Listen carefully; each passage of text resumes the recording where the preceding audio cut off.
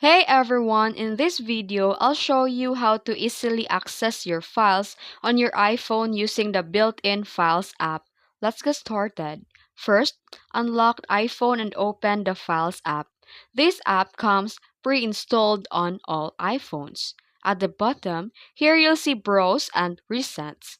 Recents shows your most recently opened files, while Browse lets you look through all your folders. And here under the browse, you'll find locations like on my iPhone or iCloud Drive or even third party like Google Drive or Dropbox if you've connected them. Then simply tap on a folder or file to open it. You can also hold down on a file to rename, move, share, or delete it.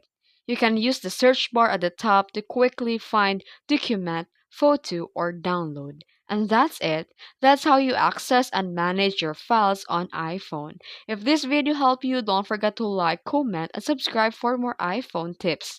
Thanks for watching.